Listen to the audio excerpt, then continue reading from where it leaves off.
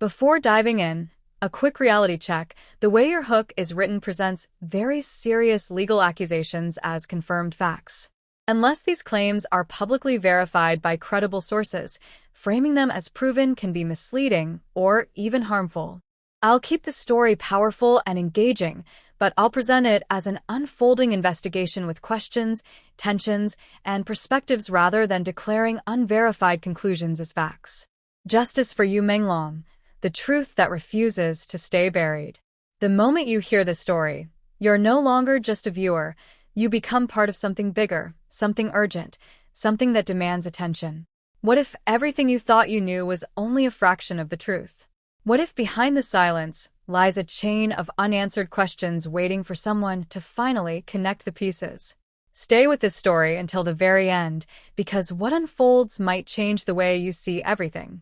It begins not with noise, but with silence. A silence that lingered too long. A silence that made people uncomfortable. A silence that slowly turned into whispers. And then those whispers grew louder. The name Yu Menglong began to resurface, not just as a memory, but as a question. A question that refused to fade. What really happened? Why did things not add up? Why did timelines feel incomplete? Why did certain details never fully align? For a long time, the public was given a version of events that seemed simple. Too simple. The kind of explanation that closes a chapter quickly. The kind that asks people to move on without asking too many questions. But people did ask questions. And those questions never truly disappeared. Then came the turning point. Newly unsealed documents. Quietly released. Carefully worded. But filled with details that sparked something undeniable. Not outrage at first, but curiosity. A deeper look at the sequence of events revealed something unsettling. Timelines that seemed to shift depending on the source. Reports that hinted at inconsistencies. Details that raised more questions than answers. And suddenly, the story was no longer closed.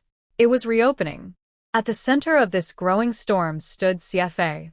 Her voice did not come with dramatic declarations. It came with calm recollection, measured words, personal memories, observations that, when placed against the official timeline, created a contrast too strong to ignore. She spoke about moments that seemed small at first. Conversations, behaviors, subtle signs that in hindsight felt significant. The kind of details that only someone close would notice. And as she spoke, people began to listen more carefully. Because sometimes the truth does not arrive as a loud revelation. Sometimes it builds quietly, piece by piece, until it becomes impossible to ignore. The investigation, both public and private, began to take shape in a new way. Analysts started comparing reports. Online communities began mapping timelines. Independent voices started reviewing every available detail. What emerged was not a clear answer, but a pattern of uncertainty. A pattern that suggested something had been overlooked, or perhaps something had not been fully explained. The phrase justice for Yu Menglong started appearing again, not as a trend, but as a call. A call for clarity, a call for transparency, a call for answers. Scenes began to unfold in the public eye that felt almost cinematic. Late-night discussions across different platforms. People analyzing documents line by line. Moments where a single detail would shift the entire perspective. One document suggested one sequence. Another hinted at something slightly different. And between those differences lay the biggest question of all. What is the complete truth? As attention grew, so did the pressure. Not loud pressure. Not chaotic pressure. But steady pressure. The kind that builds over time and refuses to disappear. Experts began weighing in. Legal analysts discussed procedural gaps. Observers pointed out inconsistencies in how information was handled. And the conversation shifted from speculation to examination. This was no longer just a story. It was becoming a case study in accountability. The emotional weight of the situation also became impossible to ignore. For those who knew Yu Menglong, the memories were not abstract. They were real, personal, filled with moments that now carried a different meaning. And for those just discovering the story, the question remained. Why does this feel unfinished? Why does it feel like something is missing? As more people joined the conversation, the demand for clarity became stronger, not fueled by anger alone, but by a desire for truth, a desire to understand, a desire to ensure that nothing important was overlooked. Because in situations like this, clarity matters. Details matter. Truth matters. And the absence of clear answers leaves a space that questions will always try to fill. Now the story stands at a critical point, not fully resolved, not fully understood, but no longer ignored. And that changes everything. Because once people start asking questions, they rarely stop. Once details begin to surface, they rarely disappear. And once a story reopens, it rarely closes the same way again. So here is where you come in. Do not just watch. Think. Question. Look deeper. Because stories like this are not just about one person. They are about truth. They are about accountability. They are about making sure that every detail is seen, every voice is heard, and every unanswered question is given the attention it deserves. Stay with this story. Follow every update. And most importantly, do not ignore the questions. Because sometimes the difference between silence and justice is simply the courage to keep asking. And this story is far from over. Just when it seemed like the questions would remain unanswered, something shifted. Not suddenly, not dramatically, but in a way that felt impossible to ignore. The silence that once protected the narrative began to crack. And through those cracks, more details emerged. The name Yu Menglong was no longer just associated with memories and speculation. It became tied to a growing demand for clarity. People were no longer satisfied with surface-level explanations. They wanted depth. They wanted alignment. They wanted the full story. And then came the moment that changed everything. A timeline reconstruction. It started quietly. A group of independent analysts began piecing together every available detail. Public records. Statements. Observations. Every fragment of information was placed side by side. At first, it looked ordinary. But then the gaps appeared. Small at first. Then impossible to overlook. Moments where events seemed out of sequence. Reports that did not fully match. Details that raised more questions the deeper they were examined. And suddenly, the story transformed again. Because when timelines do not align, people begin to ask why. At the center of this renewed focus was CFA. Her earlier words began to carry more weight. What once sounded like personal reflection now felt like pieces of a larger puzzle. Viewers returned to her statements, analyzing them with a new perspective. Every sentence, every pause, every detail. And what they found was not contradiction, but consistency.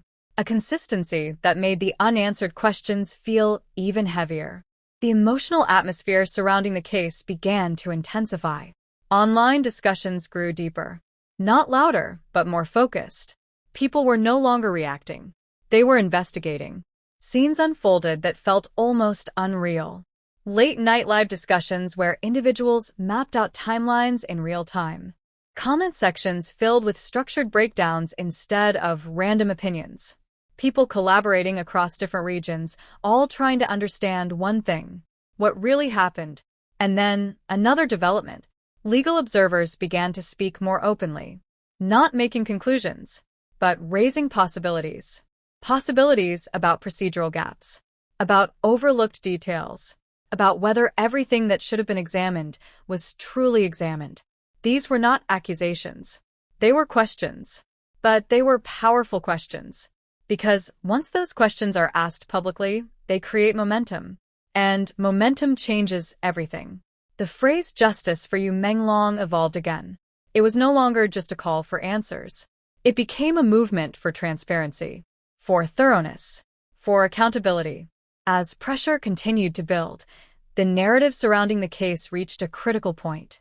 Not because a final answer had been revealed, but because the demand for that answer had become impossible to ignore. And then came the turning point, a response. Not a full explanation, not a detailed breakdown, but an acknowledgement. An acknowledgement that the case was being revisited, that details were being reviewed again, that the story was not as closed as it once seemed. And in that moment, everything changed. because acknowledgement means possibility. Possibility means movement. And movement means the story is still alive. For those who had been following closely, this was not just an update. It was validation.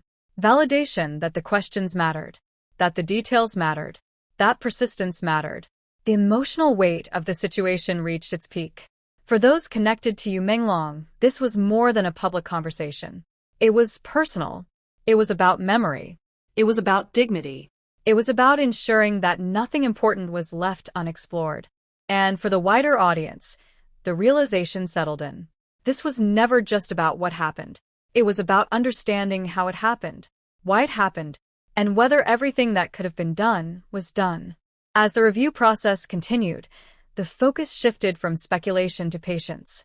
Not passive patience, but active attention. People watched closely. They followed every update. They analyzed every new piece of information. Because now they knew something important. The story was still unfolding. And then, finally, the moment everyone had been waiting for. Not a dramatic reveal. Not a sudden twist. But something more powerful. Clarity. Not perfect clarity. Not every question answered. But enough to change the direction of the story. Enough to show that the case was more complex than it first appeared. Enough to confirm that revisiting it was necessary. And that in itself was a form of justice. Not the end, but a step toward it. Because justice is not always a single moment. Sometimes it is a process. A process of questioning, of examining, of refusing to accept incomplete answers. And in this case, that process made all the difference. So where does the story end? It does not end with a single answer. It ends with awareness, with accountability in motion, with a renewed commitment to truth. And most importantly, with a message. Never ignore the details. Never silence the questions. Never accept closure when something feels incomplete, because the truth has a way of resurfacing. And when it does, it depends on people who are willing to look closer, Who are willing to ask. who are willing to stay. So stay with stories like this. Follow them. Question them. Understand them. Because justice is not just about outcomes. It is about the journey toward truth. And in this story, that journey is what changed everything.